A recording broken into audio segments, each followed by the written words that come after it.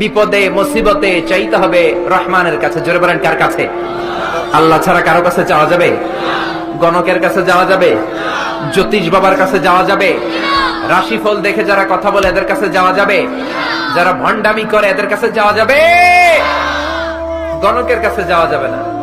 বিশ্বনবী বলেছেন, খবরদার, হুমকি দিয়েছেন বিশ্বনবী, মান আতা আররাফান ফাসালাহু আন শাইইন লাম তুকবাল লাহু সালাতুহু 40 লাইলা। কেউ যদি কোনো গণকের কাছে যায়, যে যদি তারে কিছু জিজ্ঞেস করে, জিজ্ঞেস করার সাথে সাথে ওই ব্যক্তির 40 দিনের নামাজগুলো বাতিল করে দিবে কে? আল্লাহ। এজন্য গণকের কাছে যাবেন? গণক তো আপনারা কিছু করে দিতে পারে না, করতে পারে একজন, তিনি কে? আল্লাহ। জোরে বলেন, তিনি কে? আল্লাহ। আবার অনেকে জ্যোতিষ বাবার কাছে যায়, আছে না নাই?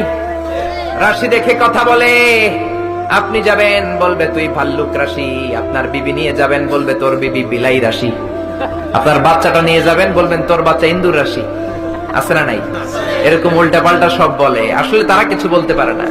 এক জ্যোতিষ বাবা আছে, লিটন দেওয়ান, বসুন্ধরাতে। আমি অনেক জায়গায় বলি তার কথা, আপনারা জানেন না? টিভিতেও বিজ্ঞপ্তি দেয়।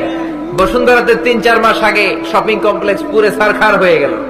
র্যাবের প্রধান সবার আগে যায় এটারে বাঁচছে। তুই বেটা জ্যোতিষ বাবা, বাংলার মানুষের ভাগ্য বলে দেশ, বসুন্ধরাতে তোর চেম্বার আগুন লাগছে, আগে বললি না কেন? তোর তো আগেই জানার কথা। চিল্লায় বলেন ঠিক না? এজন্য জ্যোতিষদেরকে এরকম ধরে ধরে সাইজ করবেন। গণকদের কাছে কিছু জানার জন্য নয়, সাইজ করার জন্য যাবেন। গণকের চেম্বারে যে 20 কেজি ওজনের এক থাপ্পড় মারবেন ডান গালে, পারবেন?